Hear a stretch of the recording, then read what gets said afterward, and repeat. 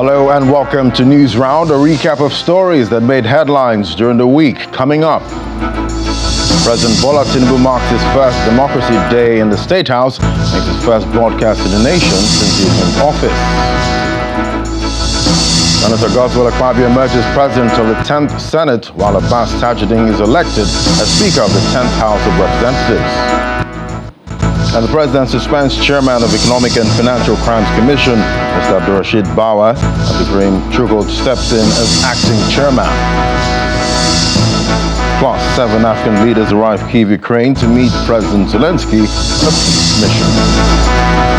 And that's News Round in view. Well, starting in commemoration of Democracy Day celebration, President Bola Tinubu has paid tributes to the heroes of the nation's democracy whose sacrifices laid the foundation for the country's uninterrupted democracy in the last 24 years in his first broadcast to the nation since he assumed office as president.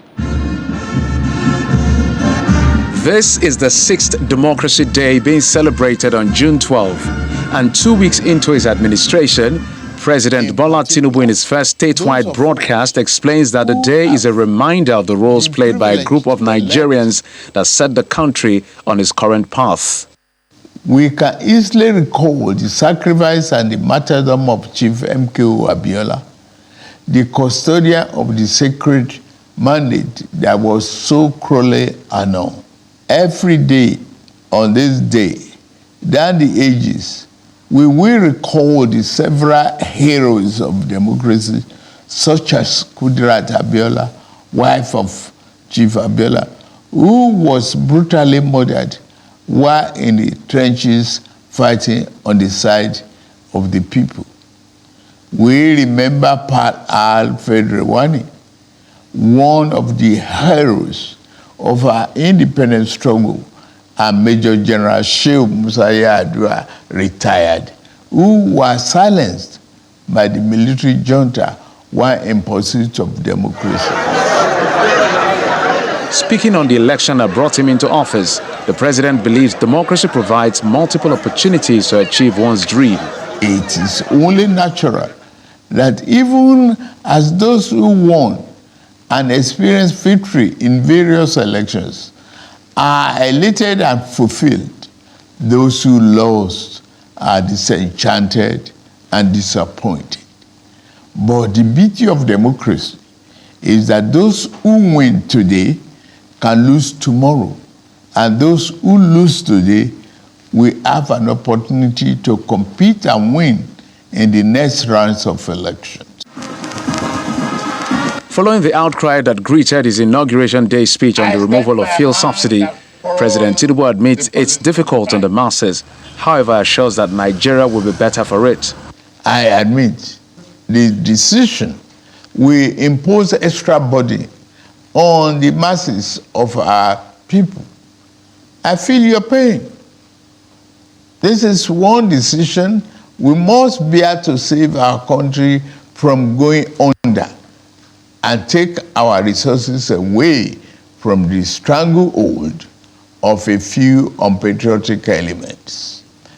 The government I lead will repay you through massive investment in transportation, infrastructure, education, regular power supply, healthcare, and other public utilities that will improve the quality of life.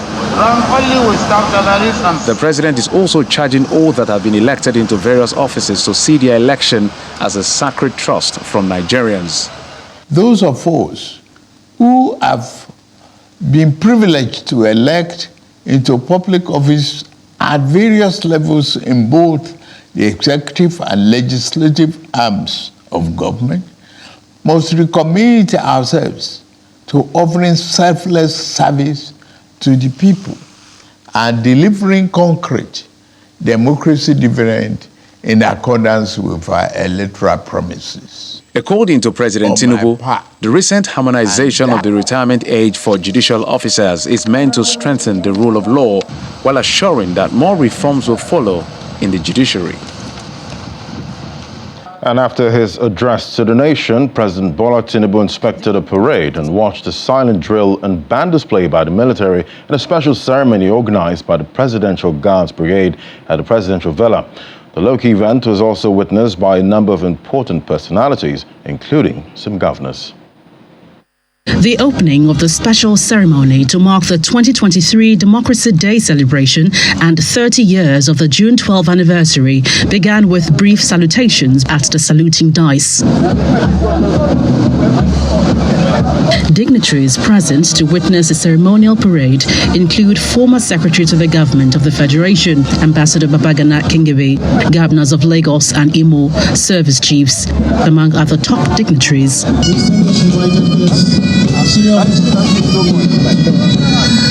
President Bola Tinubu is received by the quarter guard.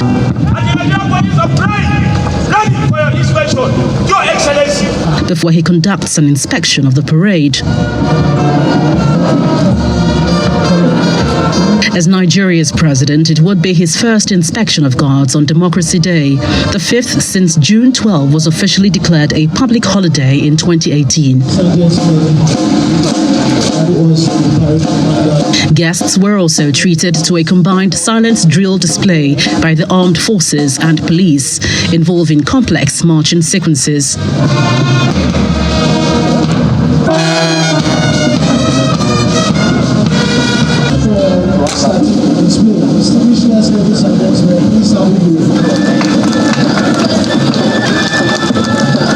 Then the cultural display.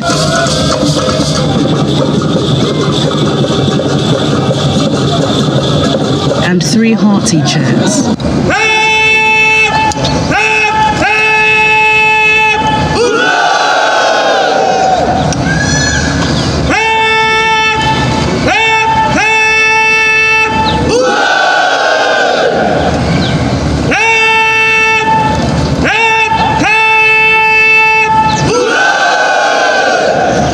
In this low-key but colorful ceremony, there are no official speeches. However, there are a few thoughts for Nigeria's democracy.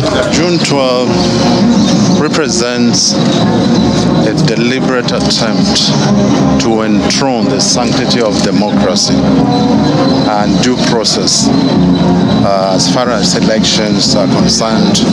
And the President and Commander-in-Chief, Senator Bola Ahmed Tinubu, is regarded as one of the most critical persons in the struggle for the attainment of that mandate. Democracy itself is a learning process for we, the third world countries. So we continue to learn, like in other climes, that the spirit of a sportsman must be deployed. And it is either you win or you lose. When you win, you celebrate.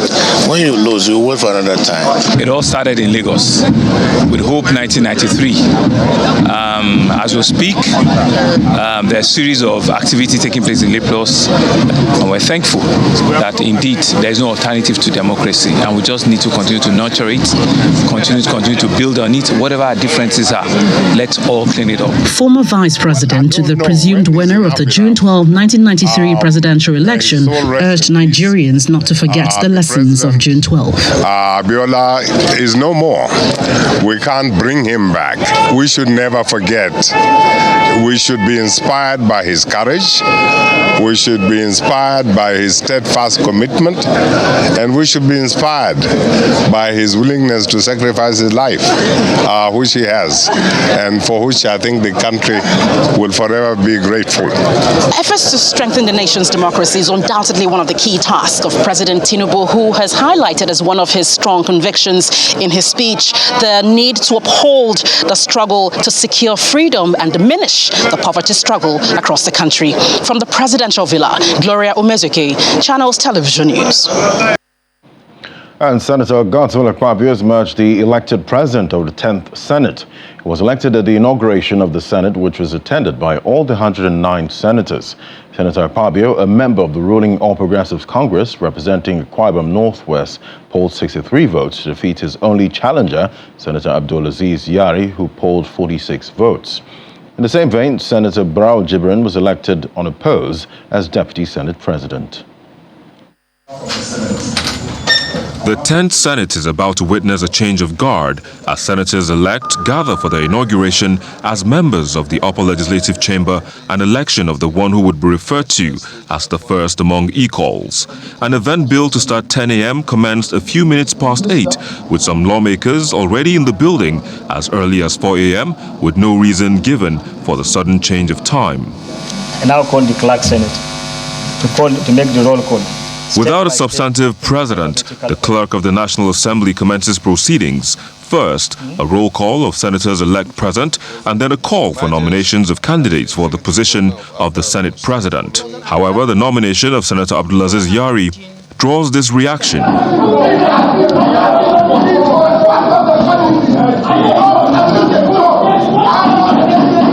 This reaction is drawn as they claim that Senator Yari is not a ranking member of the Red Chamber. However, the clerk waves their protest aside and calls for voting. We'll start with Abia State. The senators-elect are then called on a state-by-state basis to cast their vote. Abubakar Abdulaziz Yari, Ibrahim Lamido. Followed by sorting, then counting, and declaration of result. Midway into counting, supporters of Senator Akpabio went into a frenzy, with some trooping to his seat to congratulate him.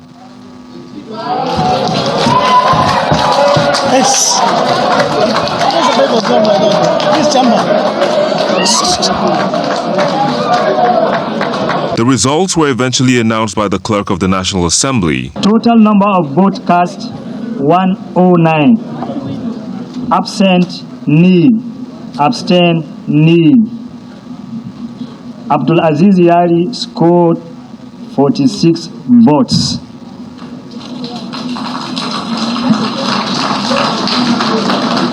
Godswill Akpabio scored 63 votes.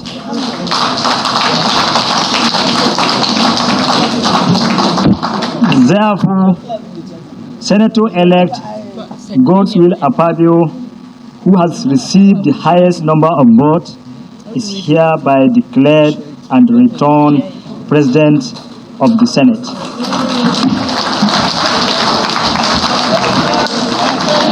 Official results announced, congratulations begin to pour in from his supporters and even from his main contender, Senator Abdulaziz Yari.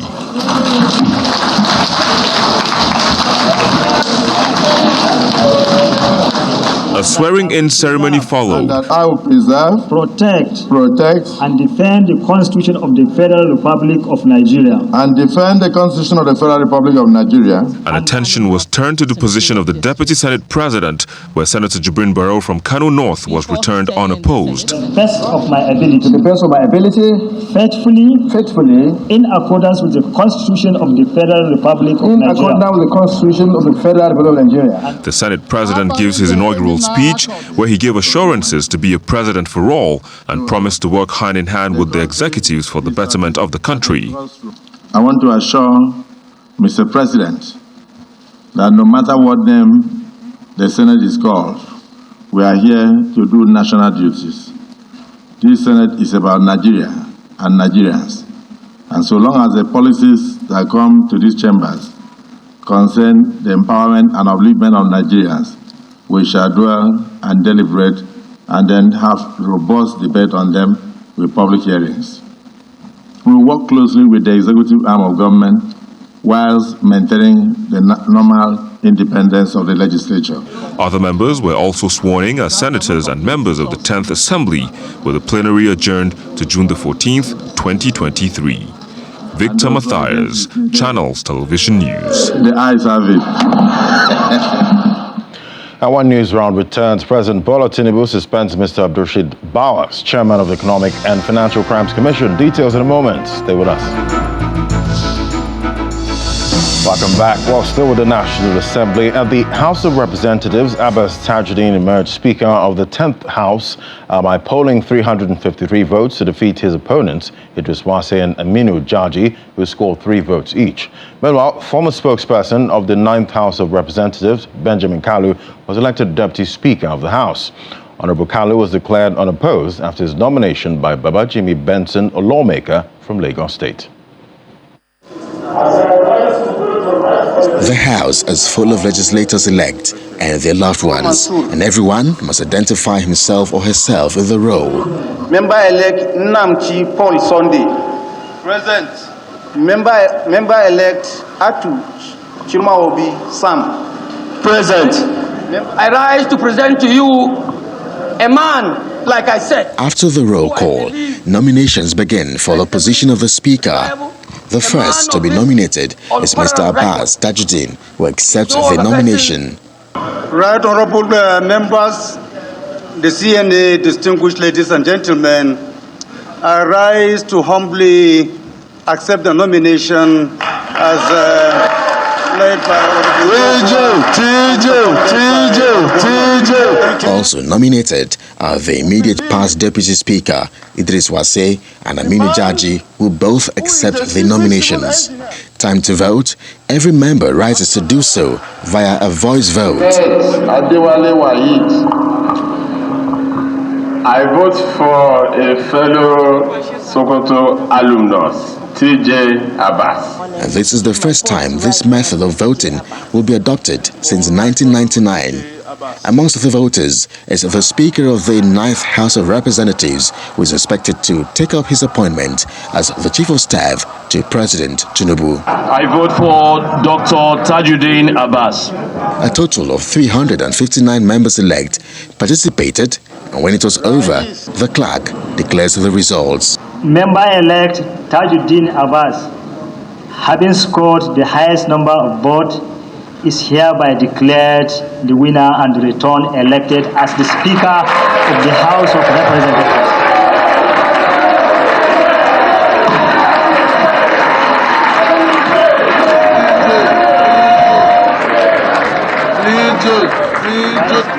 Mr. Abbas Tajuddin, who is a third-timer, is led to the Speaker's seat by his supporters, and the clerk administers the oath of office. I, Abbas Tajuddin, do solemnly affirm that I will be faithful and bear true allegiance to the Federal Republic of Nigeria. So help me God.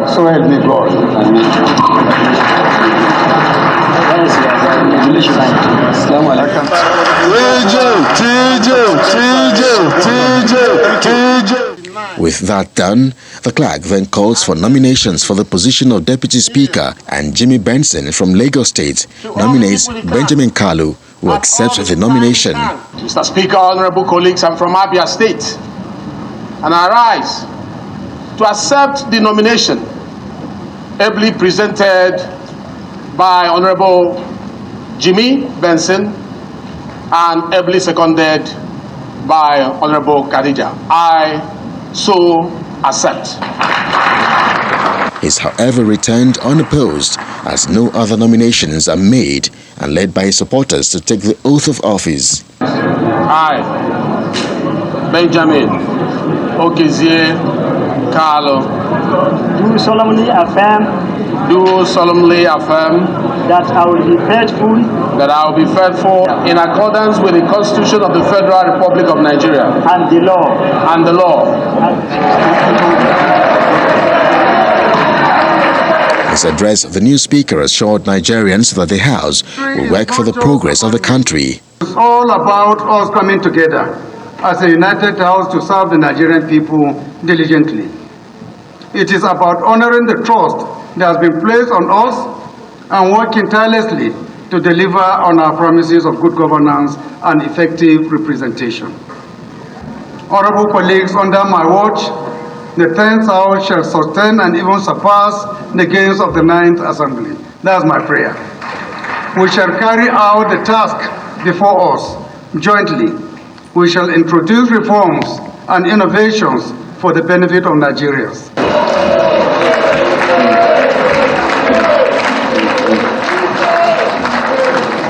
I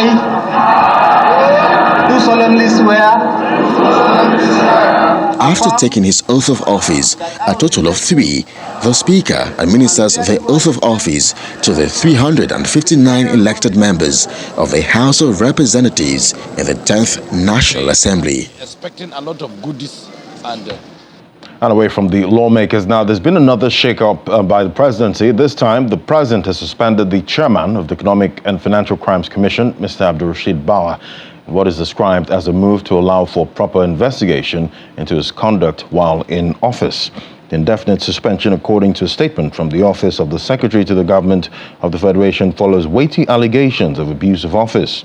Consequently, Mr. Bawa had been directed to immediately hand over to the Director of Operations of the Commission to oversee affairs of the anti-graft agency pending the conclusion of investigations. Following the suspension of Mr. Bawa, Abdul Karim Chokol has stepped in as acting chairman of the Commission. In a statement, the EFCC explains that Mr. Chokol is a pioneer staff of the Commission and has extensive experience as an investigator with specialty in cybercrime and money laundering. There's no room for complaints and excuses. Strong words from the president as he inaugurated the National Economic Council, where he promised to sustain the rejuvenation of the nation's economy. Addressing members of the council, made up of state governors, President Bola Tinubu challenged the council to join forces with his administration towards transforming the nation and stimulating serious growth. The president met with former head of state, General Abdulsalami Abubakar, and other visitors to the villa.